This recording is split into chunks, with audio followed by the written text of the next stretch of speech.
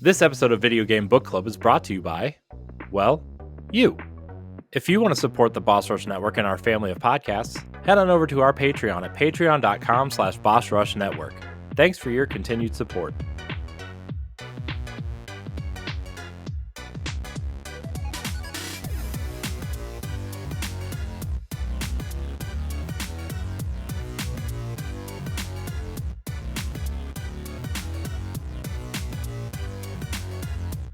Hello, everybody. Welcome back to Boss Rush Video Game Book Club, the Spoilercast and review discussion show here on the Boss Rush Network. I'm one of your hosts, Dirrig, and alongside me, as always, is Mad Pharmacist herself, Stephanie Klimov.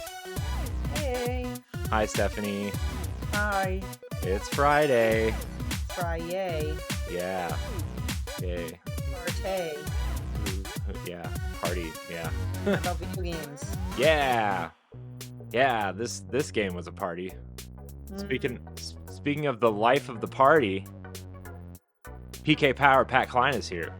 It's Friday. Hopefully Yeah. I wanted a fried egg, but I don't know how that rhymes. Fried. I just kind of want an egg. Eggs are good.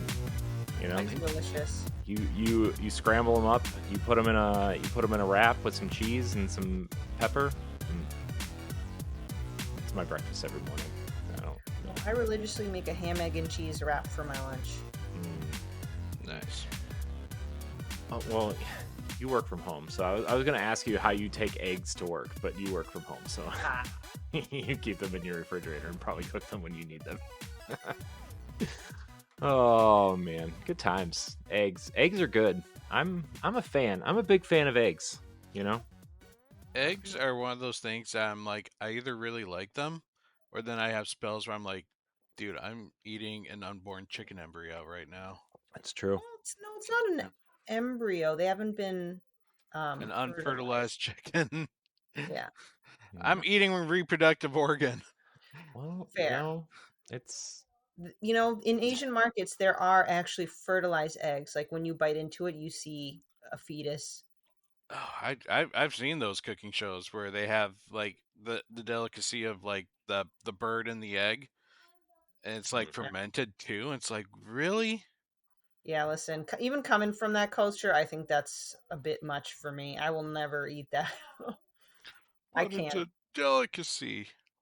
That's all right. Then more for them, I guess. Yeah. It's like your country needs it more than me.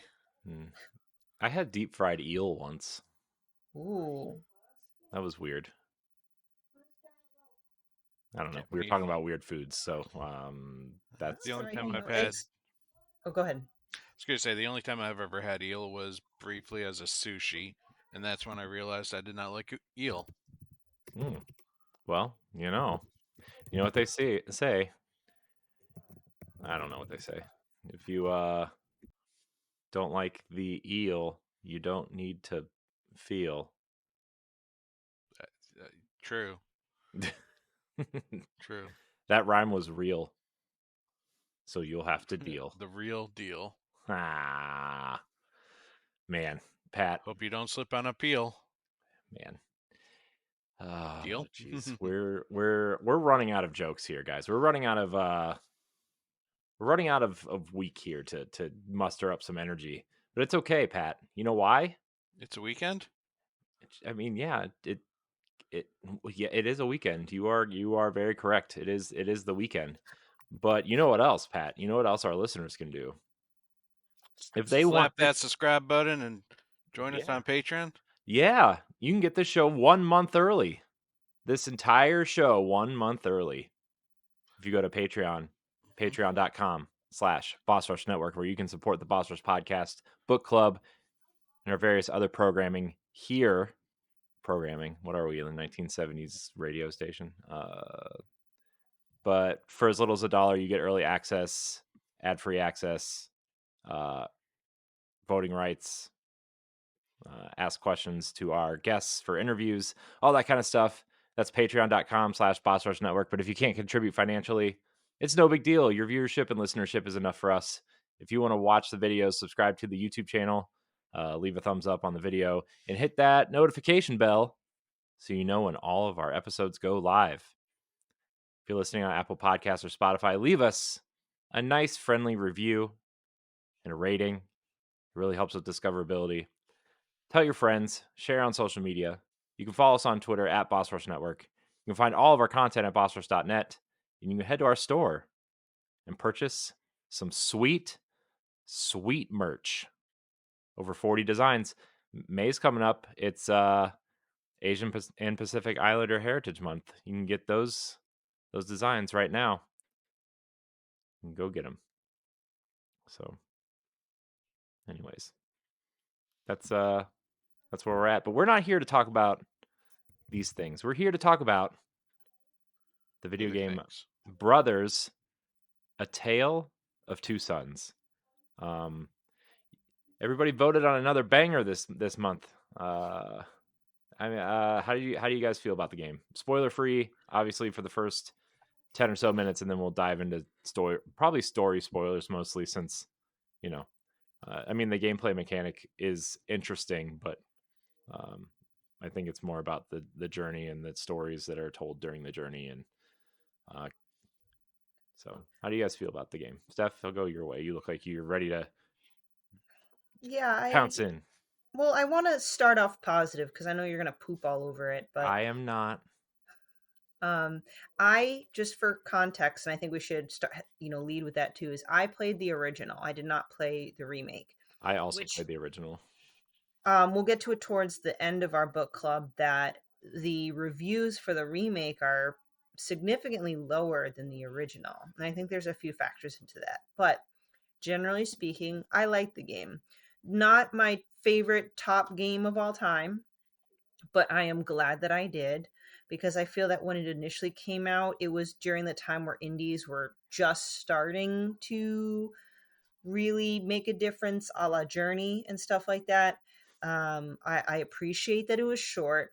I appreciate the unique gameplay mechanic, and the story really was a punch in the feels, and I was like, oh no. So overall, I think it was fine. The babbling kind of the made up language kind of made it hard for me to take a bit seriously, but that's just very nitpicky. So overall, I enjoyed it. I'm just glad that it's in my my list of games that I've played as a gamer. What about you, Pat? Well, I kind of agree with Stephanie. The game definitely does stab you right through the heart. Yeah, a few times actually. In more ways than one. Yikes. But that might be spoiler territory. But yeah, it's this was a game I remember playing the original. I this time around played the remastered version.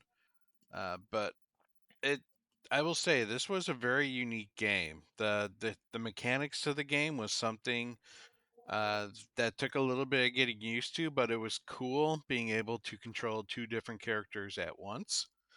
This definitely was. I mean, this director became to win game awards later on. Was it Josef? Josef Feris. Thank you, thank you. Yeah, Josef Feris, a Lebanese game director, and this was he normally did movies, and this was his first time ever doing a game, and you could see like all the things he wanted to try and do. He wanted to kind of make it an interactive movie, and in that case, I feel he succeeded. The story itself is, you know, it's a story that's told through the journey, not necessarily through dialogue. As Steph said, it is a whole bunch of babble. But the remake itself does look good. The music is excellent. It was nice to experience this game again, and kind of already knowing the twist. Like I could see like where things felt off this time around. Uh-huh. So it was definitely a unique journey.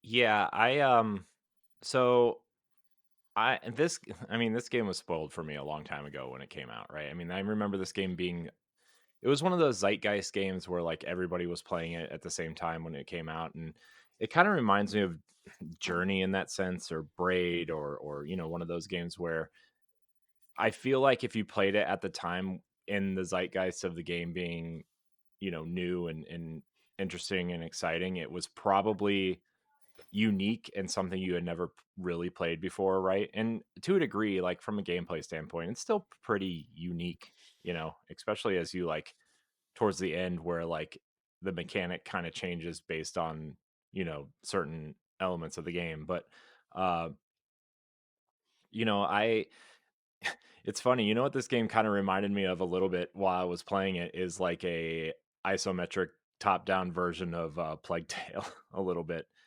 Just in terms of like, your brothers and you're Little leading, sibling. yeah, Mhm. your siblings, and you're kind of interacting with each other in a way, and um you're not really sure what's going to happen next, and you meet interesting characters along the way. And Plague Tale Innocence, by the way, is a banger of a video game.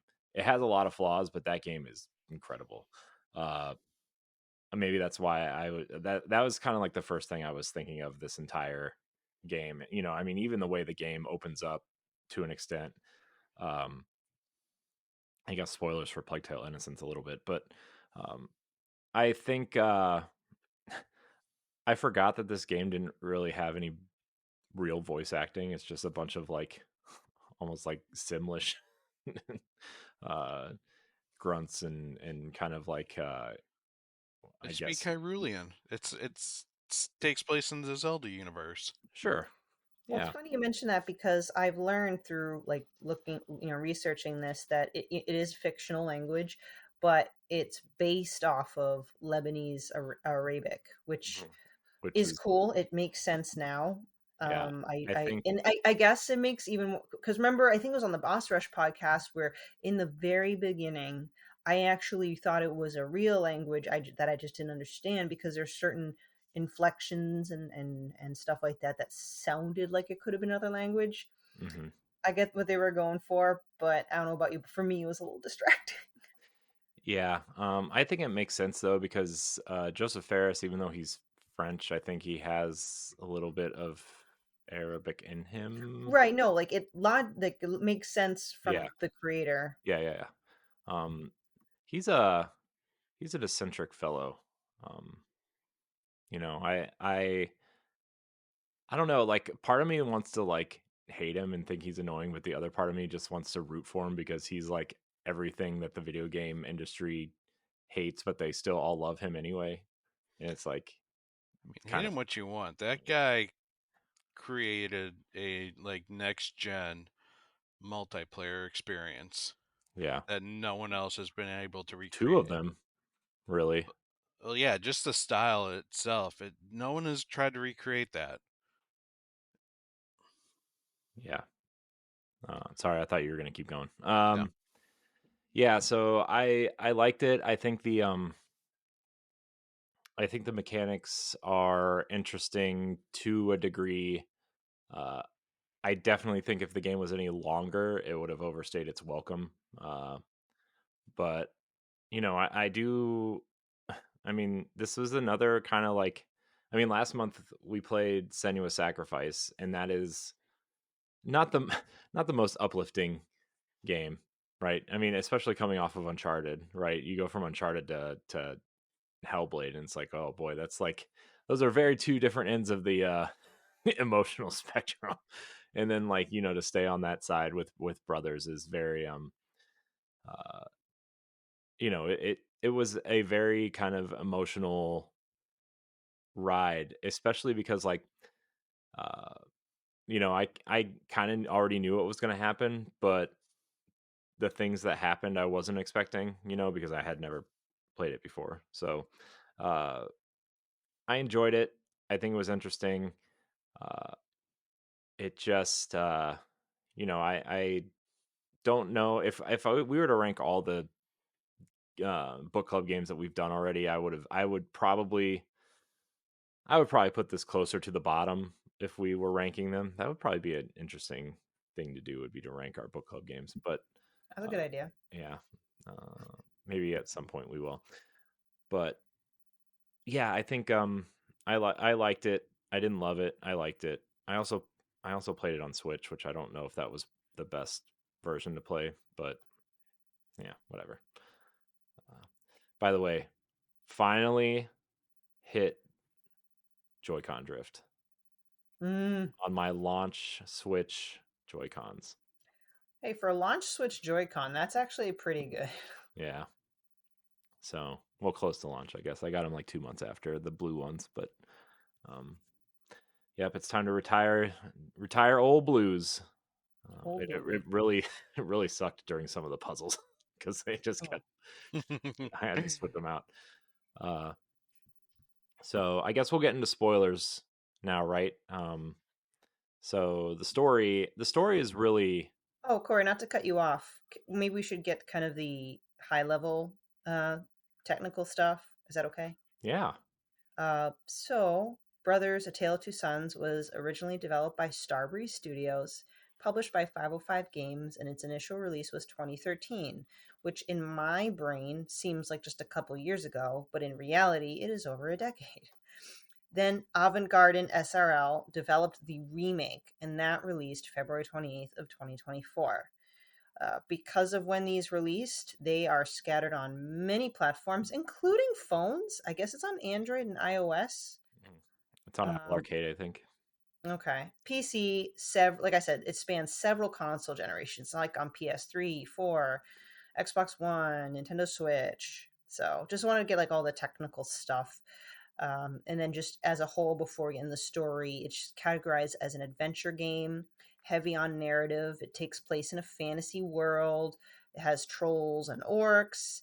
And as you can guess, the main characters are two young brothers that set out on a journey. It is in third person view. The player controls brothers individually on both thumbsticks on the controller. The Hmm. controller triggers cause the respective brother to interact with the game world, like talking to an NPC or climbing onto a ledge.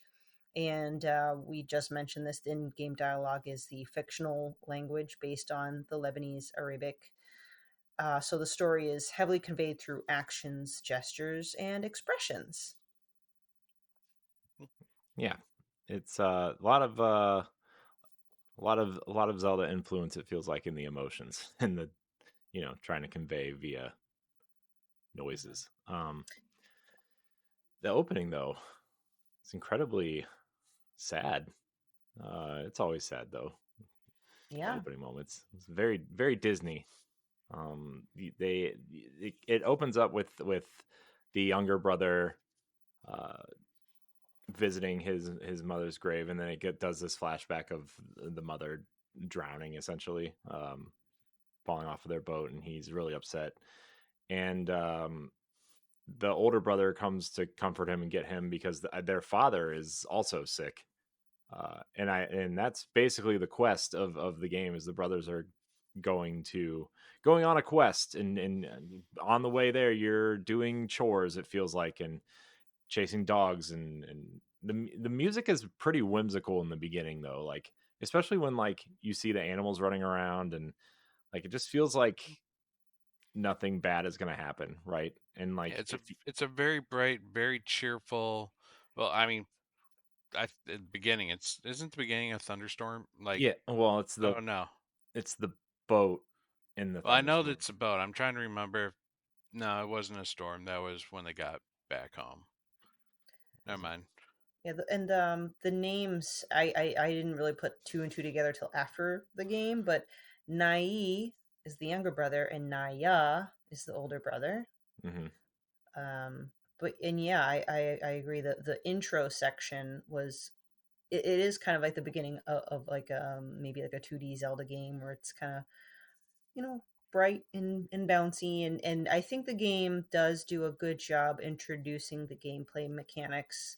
I forgot if it was you, Corey, that said it that in the beginning the unique controls were it definitely was foreign to me. And at first I'm like, I don't know if I like this, but I do think that they executed it well enough that once I got used to it, Hmm. it was pretty fun. Yeah. No, the cool thing about the remake version is it does come with a commentary video of Josef Feris explaining like decisions they made throughout the game, and he he actually tries to make the controls a bit easier by having the camera if you just stay put for a bit, the camera will try to realign itself so that what younger brother's on. Younger brother's on the right. It's younger brother's on the Okay. right, yes, and older brother's on the left. And so the camera will try to adjust it to put the older brother on the left side, Oh, to that's a help cool keep tidbit. you oriented and not confused with the control. Mm, Nice. yeah. Hmm. Was the commentary like something that you just added to in the option section or settings, or was that No, automatic? it's literally like a 30-minute video of him going through like various sections of the game and kind of explaining and pointing out where all the hidden achievement points are. Oh, cool. Yeah. Hmm. I mean, instead of taking your father to the doctor, you can actually go down to the beach and start skipping stones. Yeah. Skipping Yeah, stones. sometimes you gotta take your mind off the stressful situation, which, you know, two young boys, they already lost their mother. The young one's clearly going to be traumatized because he was there watching her die. Hmm. So he probably has a lot of guilt because he couldn't swim. And that plays a role in some of the gameplay mechanics. And perhaps that's Yeah. even more pressure to get So, water from this tree of life, essentially, to save the other parent. Hmm. yep. Then the brothers are prompted to go on a quest to find what is it, the water of life, Yep. to try to heal. Find the tree of life to get the water. Yeah. And so you can, like, while you're in the village you can interact with people, but the I think the journey kind of really starts when you enter the forest area. Right. But before we Mhm. leave the town, can I just Right. say I love interacting with the bully. That was fun. You That would. was a jerk. Yeah. No, it's also very interesting how each one reacts.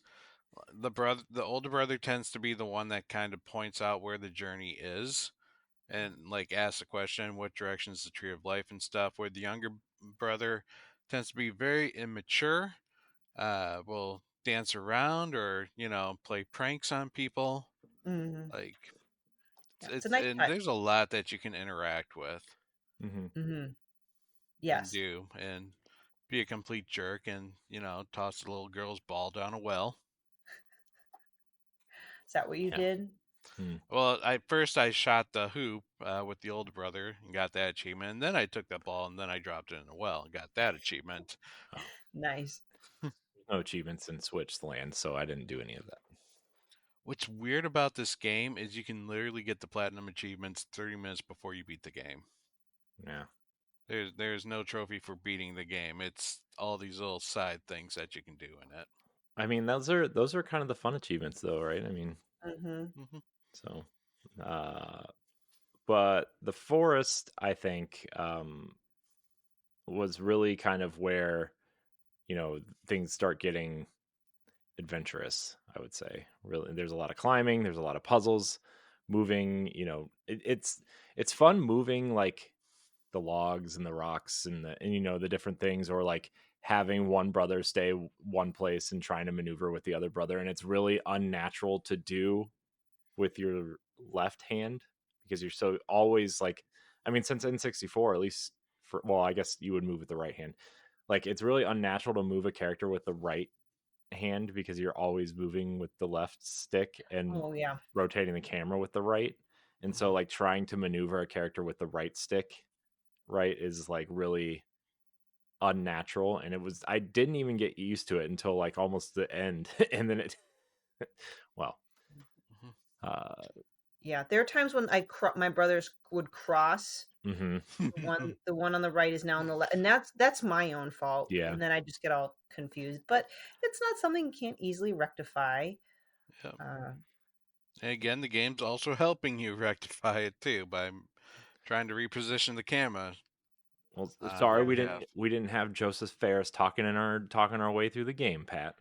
That's why I want to point it out that that's a unique little feature, I know, I'm just messing. something that they actually think about the gamer and like, hey, Yeah.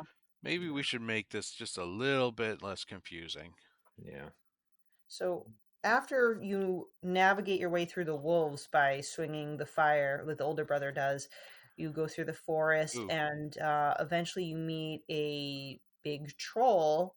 You're a little not, I think we've been conditioned like, oh, big, ugly mofo is gonna kill us, but you see that the troll is crying, and without you using guys missed the actual, dog. oh, the dog. Yeah, let's do the dog. Well, the Sorry. Yeah. The one that was dogs. trapped. Well, first there's the one that's trapped that pushes the bully away, but then it's your first real threat in the game, the Mhm. farm dog, the guard dog. Is that the one Mhm. over you jump over the hay bales? Yep. Yeah. I mean that's the first time you actually like if that dog catches you, he will actually eat like kill the kid. Mhm. So Mhm. Watch Yeah, out. there's some ways to die, including that. Because I think I didn't take it too seriously the first time, where I'm like, whoa, this is gruesome. Not gruesome, but like, I don't know, just something I wouldn't expect the game to go that far. yeah. Now Yeah. that's your first hint that there's gonna be some danger in this. Then you get to the trolls. Mm. Yes. Yeah. The trolls are the troll is cool. The troll that carries you into the water. I like his design. I like the mushrooms and the fungus growing on his back, and he has this really cool design. It's like almost like a you kind of want to be scared of him, but he also has kind of this you want to be sympathetic towards him a little bit. Mhm. Like he just has this sad look to him that you want to be like, "Aw." Yeah. Uh, I think this portion, it was my personal favorite part. Just mhm. from there, and then going through that kind of the orcs, like, I don't know if you want to call it like a mining It's a facility. mine. Mhm. Yeah. And the structure within it. I just found that the puzzles in there were really fun. And I felt like I was exploring like something so completely foreign, and then ultimately realizing, oh, it's his wife or partner troll lady person that got kidnapped, and they reunited, and it was a very heartwarming situation. So I'm like, okay, I got to help this troll, but also now I can progress in my story. Just that, for me, that was my favorite section. Mhm. So, question for you guys: how many times did you kind of alert the other troll while crossing the bridge? Too many. Yeah. Yeah. Yeah, that part was annoying. Too many. Very, very annoying because you would step on a bone that you actually did not see. And it's like, really? Yeah, try playing on a tiny screen instead of a giant television like an idiot like me. Hmm. You really can't see because like not only I mean the Switch version doesn't run very well anyway, but it like does not run at a full 720p on the in handheld mode for some Mhm. reason. It is not very well optimized for the Switch. And I didn't see anything on that bridge. I hardly saw anything on that bridge. I don't know if I just needed my eyes checked or what. It was also like 1:30 in the morning, but Mm, maybe that's why. maybe that. Yeah. Uh, so where are we going after the bridge? After the bridge, it is now nighttime in kind of a graveyard. Oh, right, the graveyard. And this is where the game starts getting darker, both Mhm. literally, because it's nighttime, but also, like, metaphorically as well. Yeah. Tell us about that, Pat. Tell us about that. Well, you go through first. You kind of like wake up a gravekeeper so that he can open up the gate, and you're walking kind of on this path, but there are wolves on this path, and you have to have a torch, and you have to try to keep the wolves at bay from eating you or your brother. You have to keep the brothers pretty damn close to each other at this point because if one goes wandering, the wolves will get them. Mm. And then as they're going through, they kind of stumble into a waterfall. And again, younger brother cannot swim. It is rapids. They're like trying to grab something for life. They don't really succeed. They end up actually going over the waterfall. No. older brother gets off the waterfall. Younger brother falls on a cliff next to the waterfall, and then older brother has to carry the younger brother using a log. Oh, And all of a sudden, now you got creepy root things like coming out of the cliffside Hmm. and trying to basically grab the younger brother. And then another waterfall happens, and that's the one that you both fall off of. And you get this weird dream sequence with the younger brother where he sees his mom, like a very giant version of his mom, mm. and he sees the sick version of his dad. But then the older brother starts attacking him and finally chokes the life out of him until he kills the younger brother. That also was very eye opening. I'm like, oh, you went there. Hmm. Mm-hmm. Yeah. What do you think the meaning behind him dreaming that his older brother is killing him? Maybe maybe he secretly thinks that the older brother blames him for his mother's death Mm, and has an untold resentment towards him, even mm, though maybe he doesn't show it, or maybe it's not explicitly said, but maybe he just feels that way. Because I mean, how many times have you felt guilty about the way somebody might feel about you, but you never really know and they don't ever really tell you, right? I mean, yeah. you know. Mm-hmm. No, I mean, to be perfectly honest, Joseph didn't go into any detail too much about that particular scene. Just said that it was one of the more darker moments of the game. But I think you have a good theory there that secretly the younger brother thinks his older brother hates him. Mhm. Mm. Um, but luckily, it was all just a dream, and they kind of wake up on a kind of on a mountainside. On a mountainside. Okay. Good old mountainside. The Is that where they mountain. eventually make their way to that inventor guy? Yep, but they got to find the goats first. Yeah. Yes, the goats. Mm. The goats. Get to ride them goats. Yeah, Mm. that was fun. Another little fun Yep. little bit.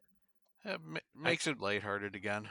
Yeah. yeah, I think those moments, because there's a part later where you're like flying on a thing Mm-hmm. that I think it's close to this part or maybe right after this or something, but A like little bit after. I think these gameplay shifts are, I think they're meant to work better than they do, in my opinion.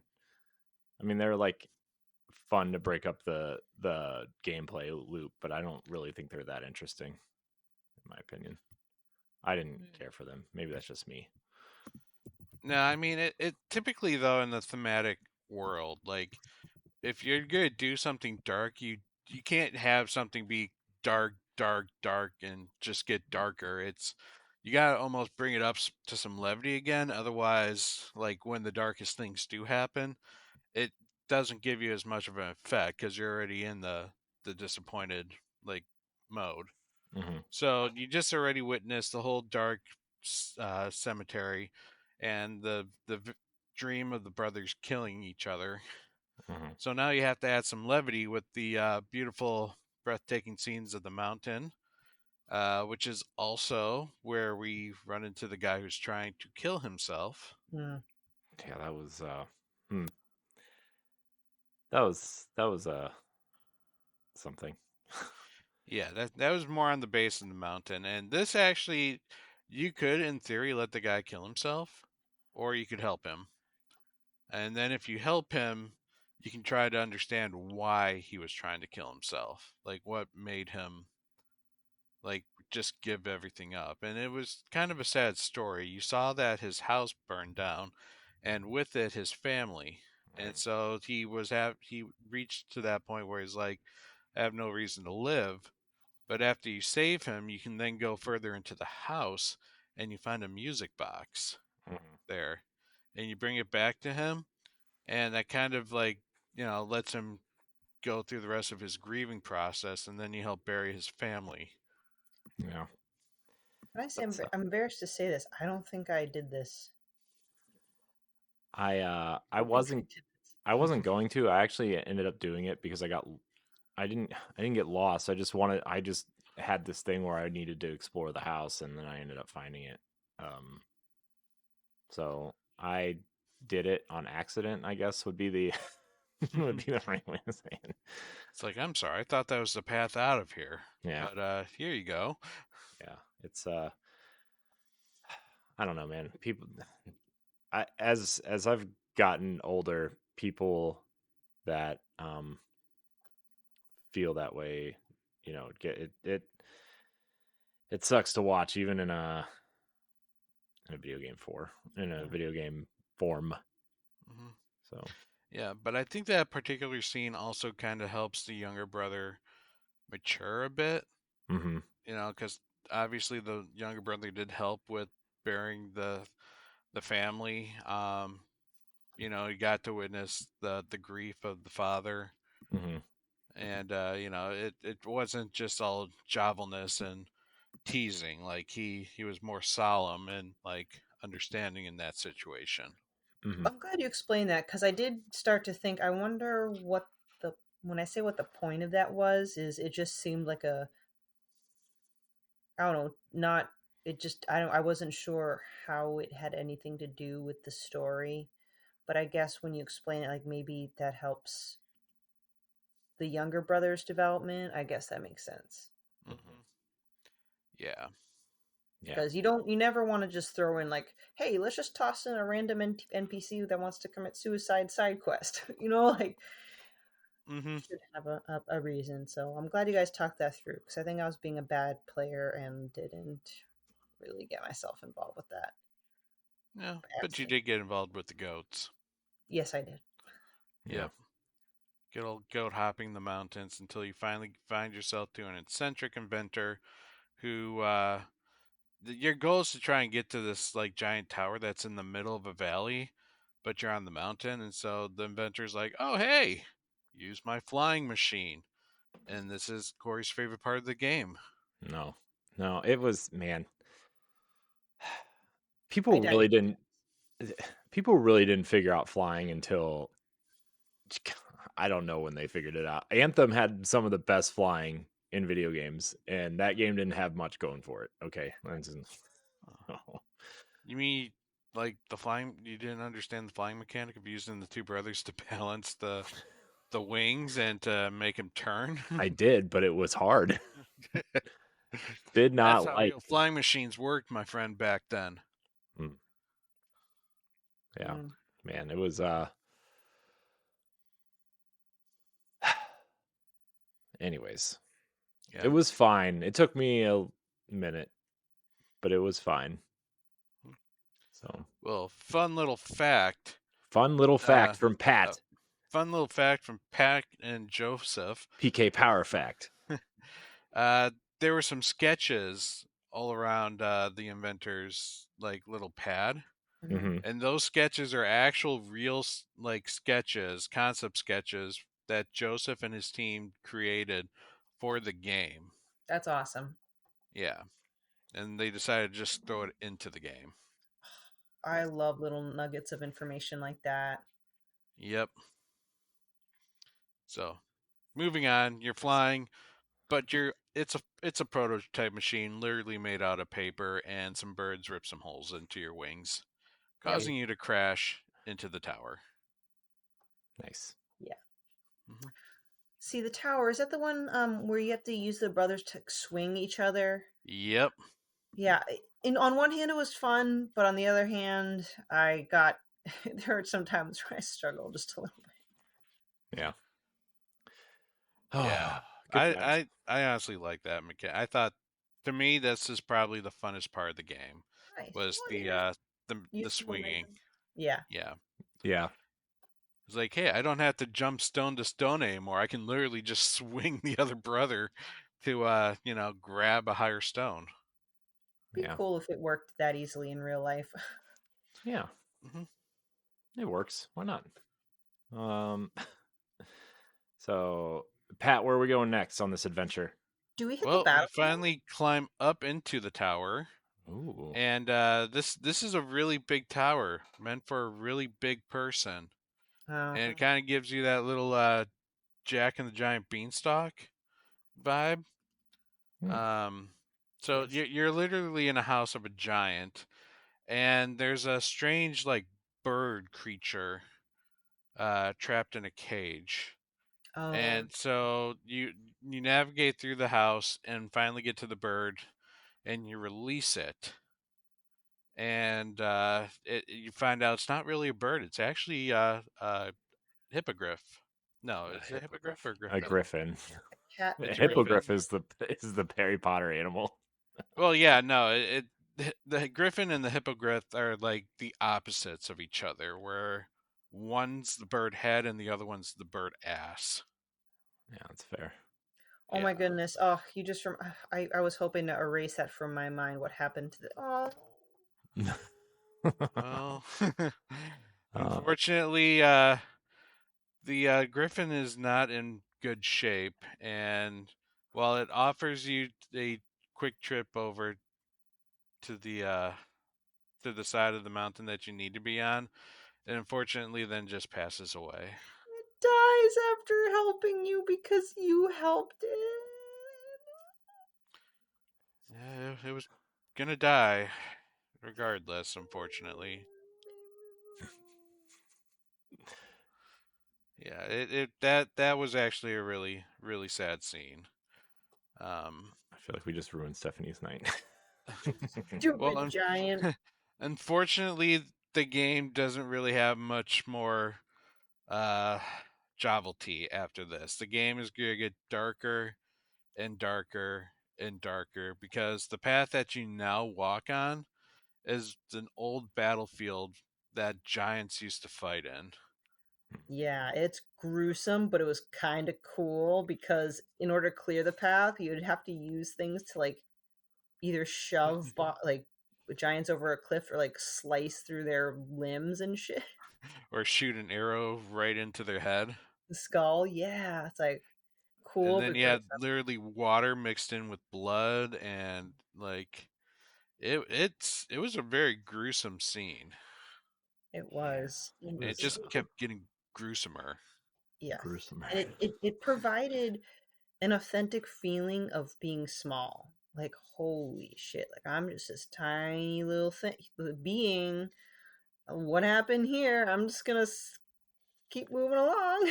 Please let there be no other giants nearby. Mm-hmm. Yeah, Yeah. that But was probably like, man, that was like really violent. For Yeah.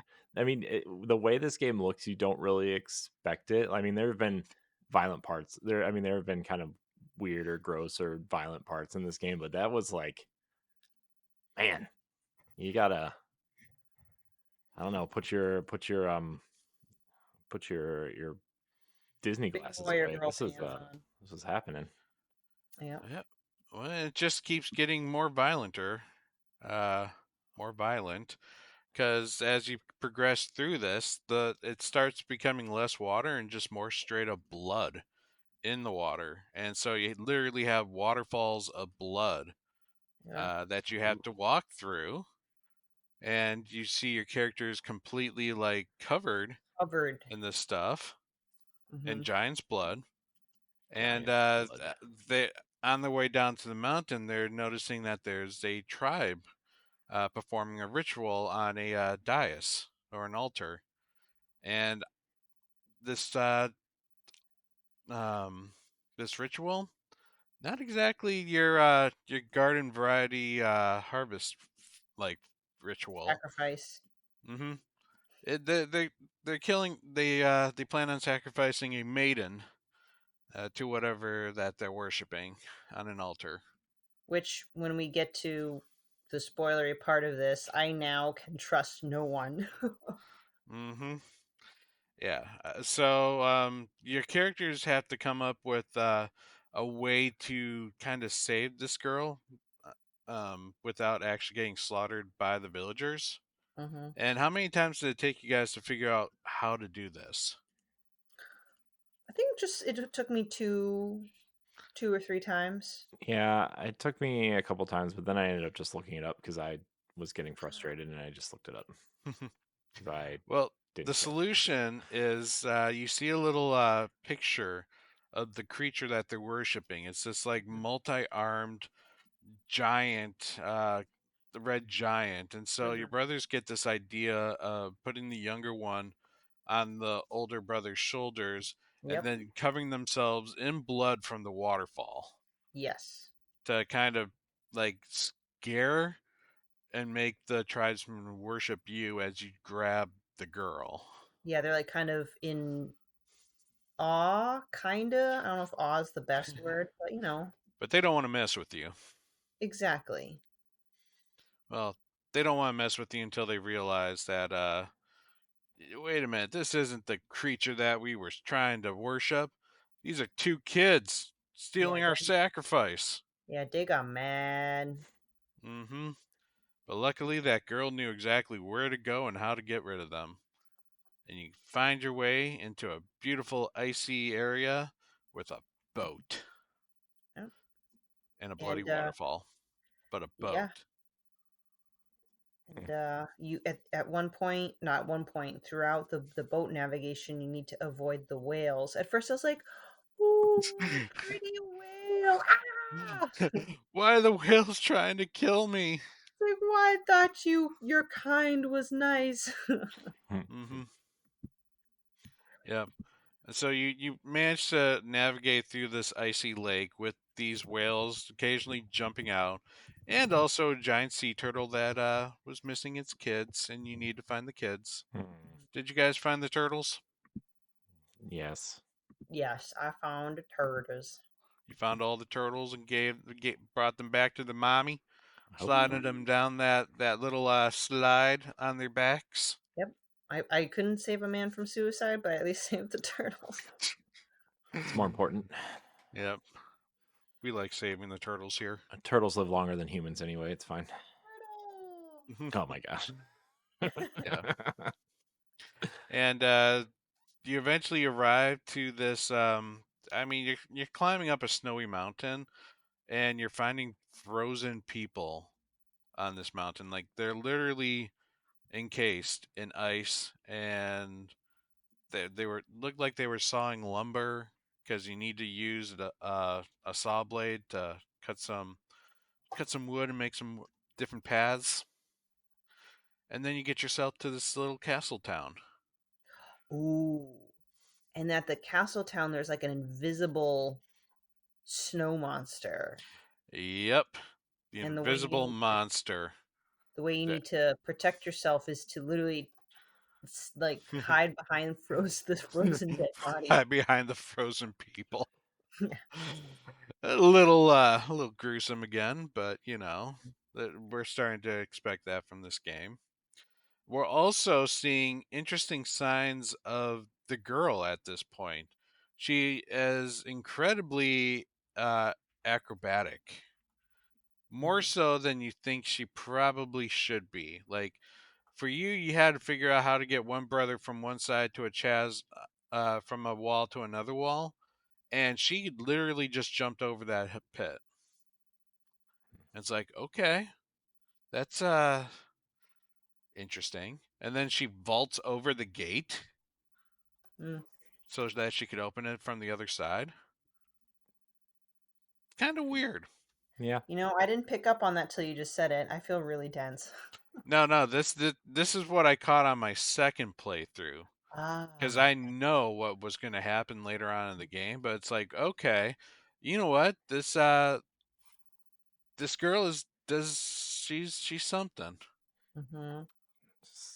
Something. But you Yeah. don't know what that something is just yet because you're trying to hide from the invisible demon who eventually, like, you get yourself into a house and then the demon just rips the roof off. Yeah. And then you're being chased by an invisible demon until it somehow falls off a bridge. Yeah. Thank Yeah. goodness for a bridge.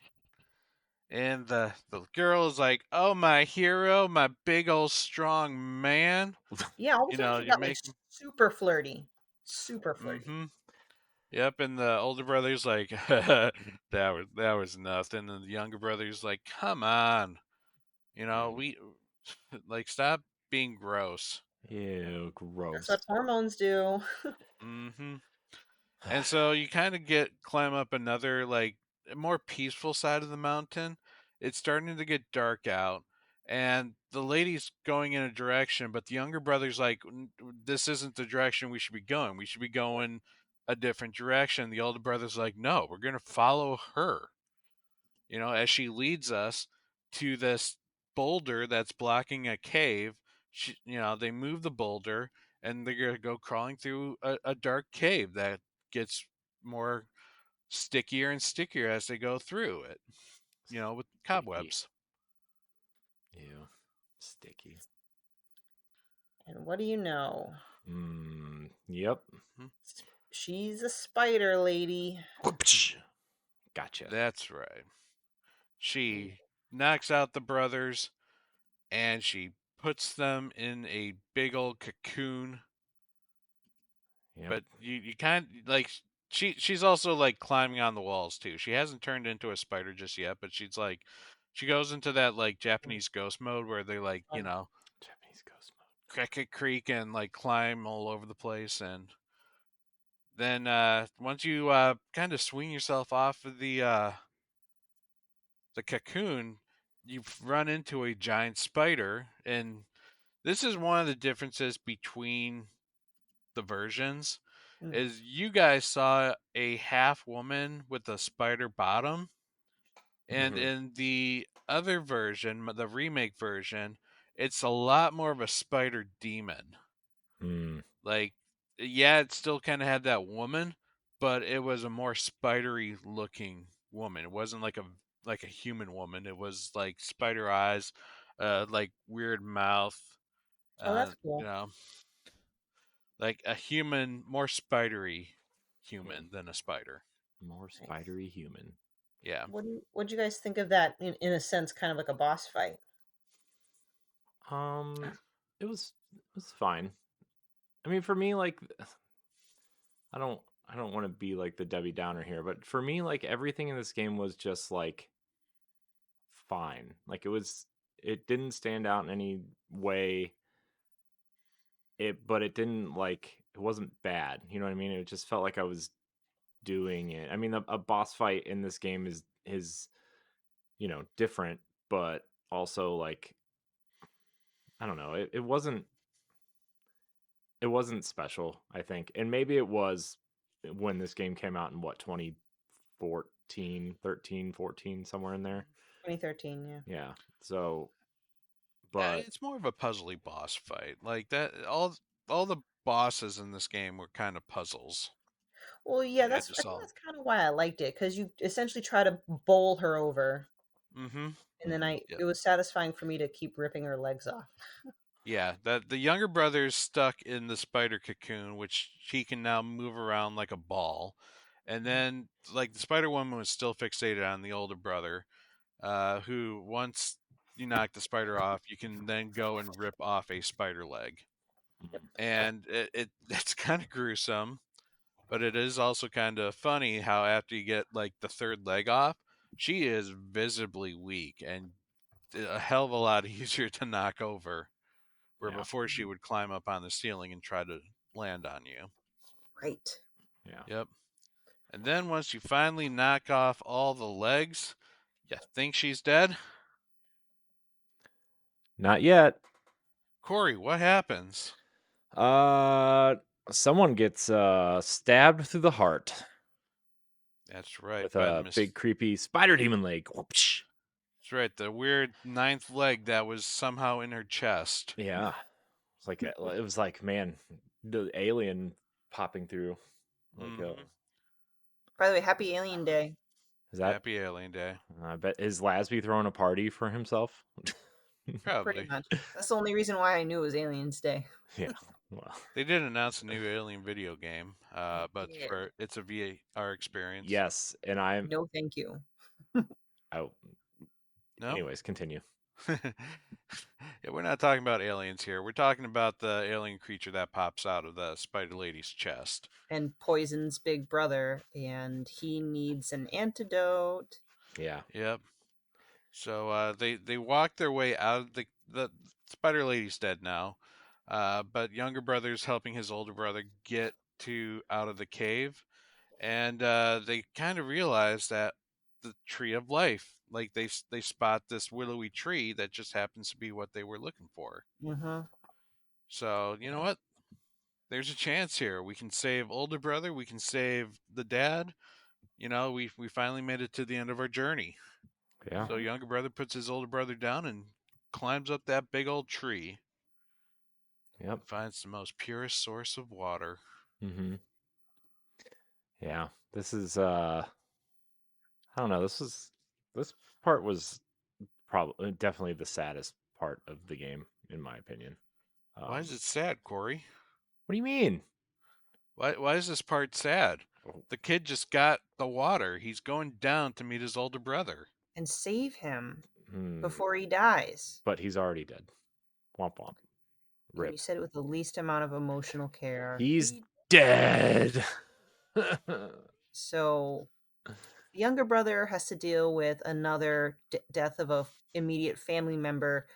I wouldn't say at his hands, obviously, but was there at the event of death. So he needs to mourn his brother and buries him before making that long venture back to bring the water to his dad.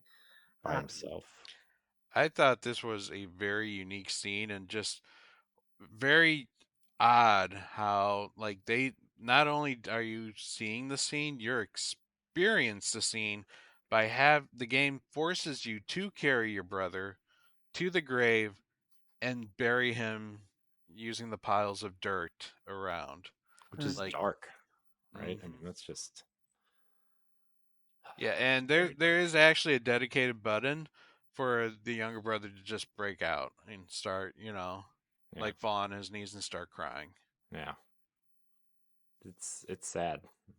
Yeah, Mhm. this I don't know, maybe some really intelligent people out there could have seen this coming. I didn't, and I was just in Yeah, complete shock. yeah. I Mhm. definitely did not. If I wouldn't have known this was coming, I wouldn't have known. I mean, like I said, the game was spoiled for me, but this would have. I imagine this would have been a huge shock to a lot of people. Oh yeah. The first time I experienced this, I'm like, "Holy crap." Like, I'm the older brother, not only is the older brother dead, you're doing this kind of stuff. Like you're Mhm. really going into this. And there's actually a good explanation for it later, but I'll explain it at the end. All right, well, Um let's kind of get to the end if we're ready. There's that last bit. You mhm. need to return home, and now you. Oh, go ahead. How are you gonna get through that journey all by yourself? You must keep swimming. Just Not keep. yet. Oh, that's. I was just kind of, wrap. Fill in the blanks. Uh-huh. Uh, at the tree, you run into another or another griffin, or it could be the same griffin. We don't know, to be perfectly honest. And Joseph Ferris says, "I'll just leave it to your imagination." Oh, so he said, "Oh, okay." So you don't know if the one like did the younger brother kind of envision this griffin to help him get through the back home, or like did he get rescued by another griffin, or is it the same griffin? Like we don't know.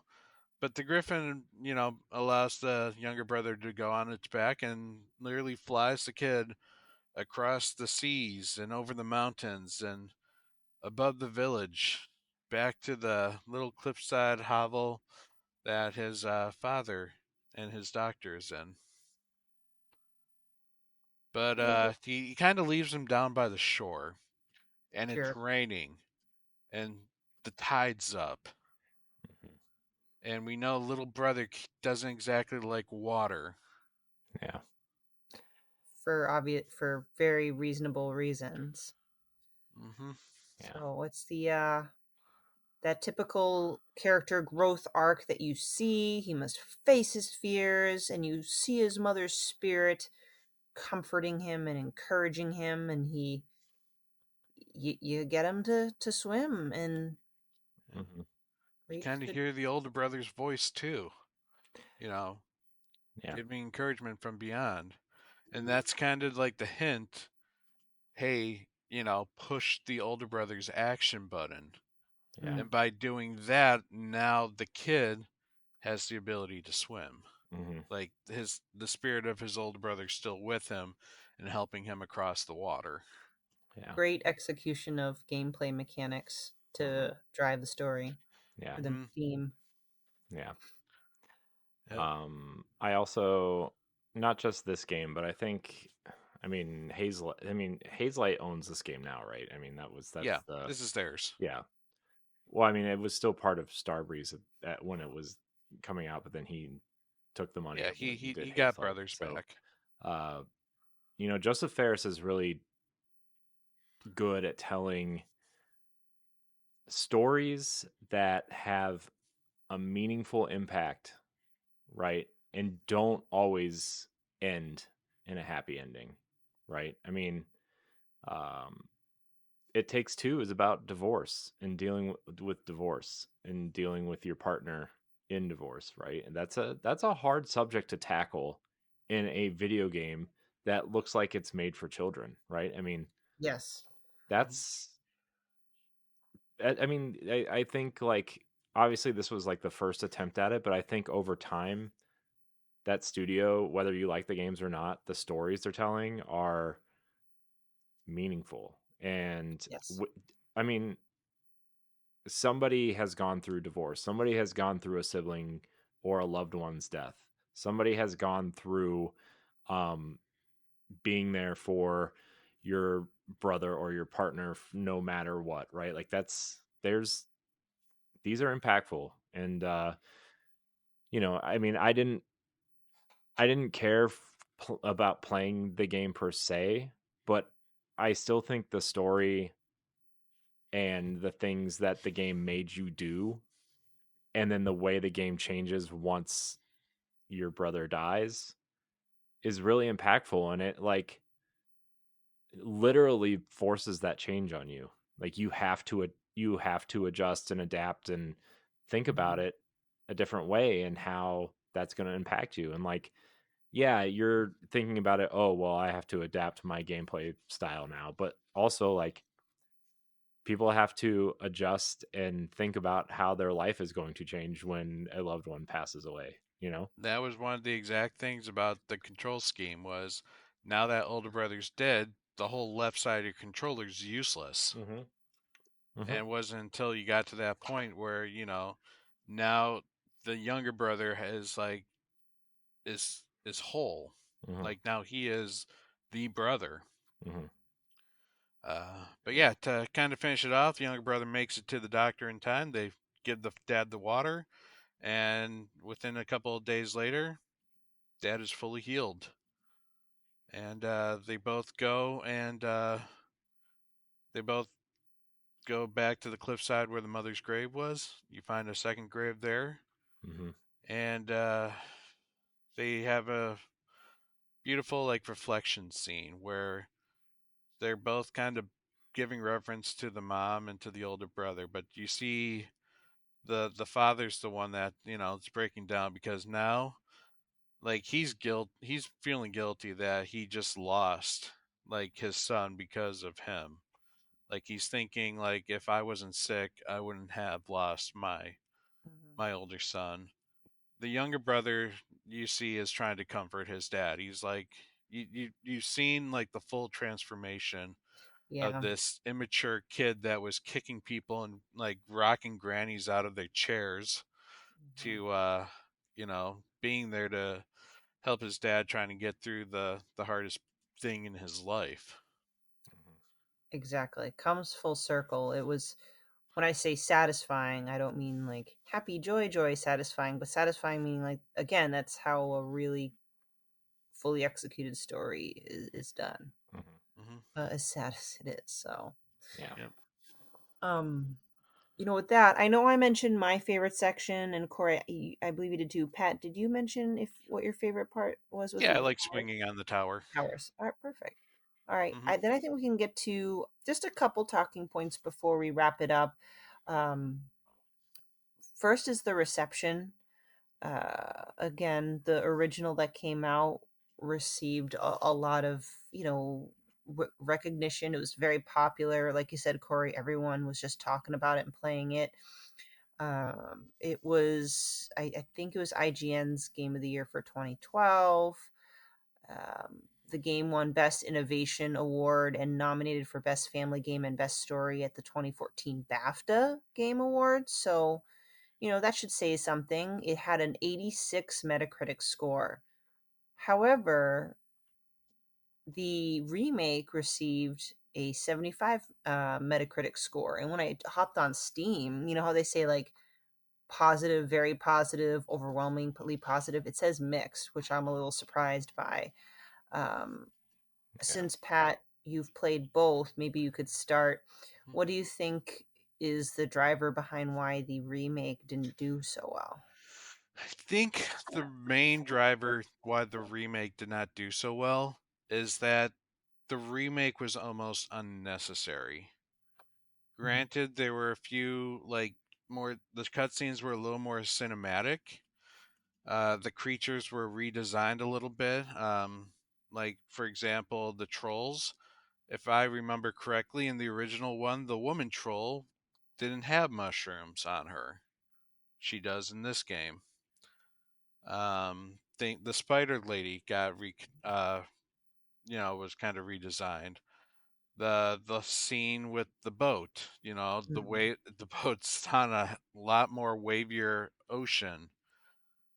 Graphically, it's beautiful, but it is the exact same game that it was. And to be perfectly honest, the original still looks good too. So Hmm. Mhm. it just was something that you don't really need to replay it again. Yeah. And I also think, to play off of that, Pat, like, it's been the stories have been told like this, and stories have been told. It's the BioShock effect, right? Where like in 2007, BioShock was the pinnacle of storytelling, right? But as time has gone on, and people have told stories that were more interesting or more intricate or similar but better, right? And even within BioShock, the franchise itself, right? I mean, like BioShock Infinite was arguably, the story was more interesting than BioShock, especially once you tied in the DLC. Or, even Judas looks relatively interesting, I think, even though I still think it's a BioShock game, secretly. Um, I just think that this type of story, even Joseph Ferris has told a similar ish story, arguably better. And the fact that the story has already been spoiled for so long, remaking a story like this is not going to be as impactful as when it first happened, So, Yeah, that makes sense. And, now that you've kind of confirmed all that, Pat, where visually it's been updated, but, gameplay wise, it's basically the same. You know, I felt like it probably didn't Yeah, need a remake, and I it's one to agree. one the same. Yeah, mhm. I agree. The art style and the graphics from the 2013 version still holds up because of the chosen art style. I know there's certain art styles that do not hold up well, but that slightly toony, soft edges, that type of graphical art style, it'll stand the test of time. And it's unfortunate. I'm not sure why they felt like this needed a remake. I don't know if it was one of those, well, everyone's making a remake, so why don't we do this too? Because it was popular then. I'm not really quite sure if that was the reason why, but oh well. Mhm. Mhm. Yeah. All right. Well, All right. I mean, Well, I was gonna say, Pat technically covered the differences between the original and remake, which there weren't many. So, want to do overall thoughts? Anything else that I'm missing? Well, I can kind of go by what this story was all about. Um, in that documentary that Joseph Ferris put in, this is actually a story about himself. Um, Joseph Ferris, uh, this is kind of his journey. He told a story about how he never actually had a brother. He had sisters, but he always wanted to have a brother. And so his mother has also wanted to have a son. And she tried multiple times to get pregnant and always ended up, miscarrying this child. Mm. And one of the children that was miscarried was given to Joseph, and was asked Joseph. They asked Joseph to bury, basically his brother. Oh. So that's kind of why that burial scene was important, was because that was what Joseph in his mind, lived, burying, his unborn brother one day. That is. Ooh. I don't know how old. What do you say? How old he was when he had to do that? Or around? Uh, Probably either Teen? preteen or teen. Like he, That's brutal.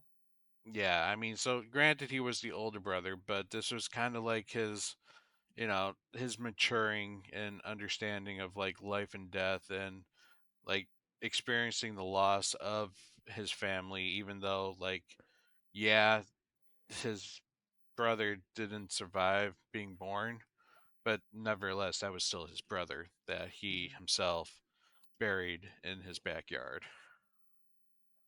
So, Wow.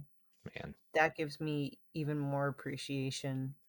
I Yeah. would say, if anything, the best part of the remake was that documentary. Not that you needed a mhm. remake for it; you could have just released it on YouTube and I'm sure you promoted can it. find it on YouTube.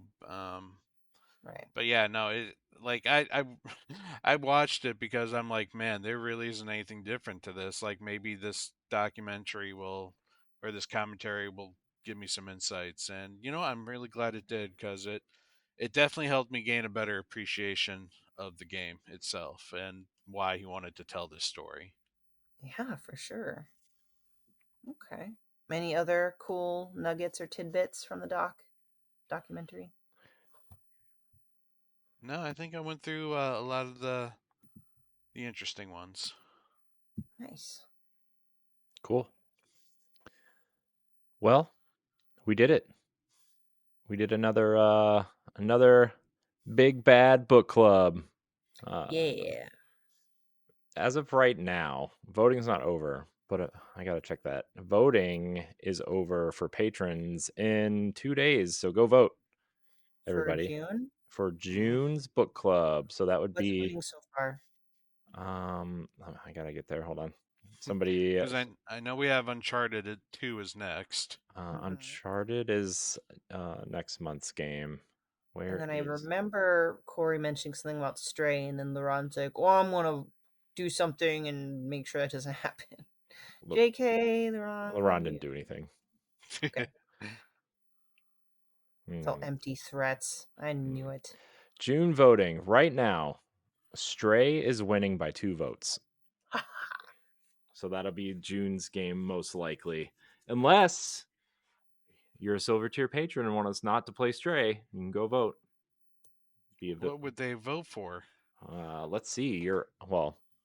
Actually, if you're a patron, you can vote for The Wolf Among Us Season 1, It Takes Two, another Josef Fares game, Coffee Talk, A Space for the Unbound, Tomb Raider 2013, Thirsty Suitors, and Stray. Those are your choices. Oh, there's several Yeah. great choices there. So, Yeah. The next round of voting is not going to be 7 or 8 games, though. It's going to be like 4. did we pick what July's list Not batch yet. will be? All right, we need to.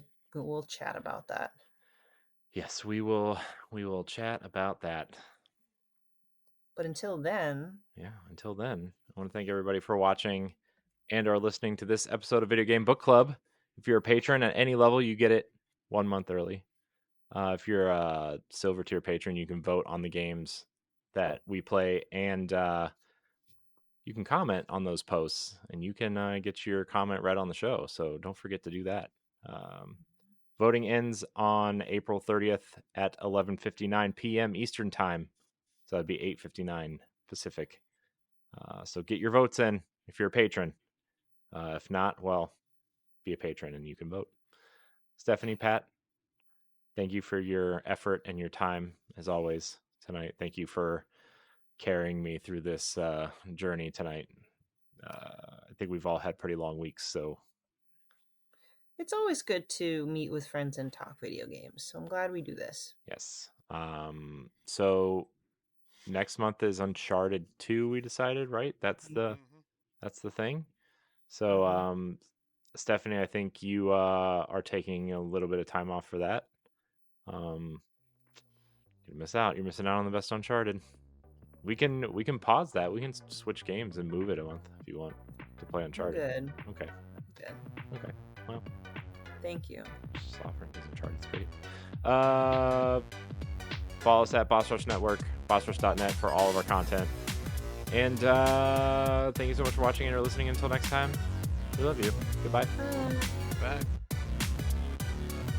If you want to see how you can become a Patreon producer, head on over to patreon.com/bossrushnetwork. The Patreon producers for this month are Adriel Munger, Austin Campbell, Celeste Roberts, Christian S., Sana Dirrig, Francisco Santillan, Matthew Keel, and Todd Oxtra. Thanks for your continued support of the Boss Rush Network.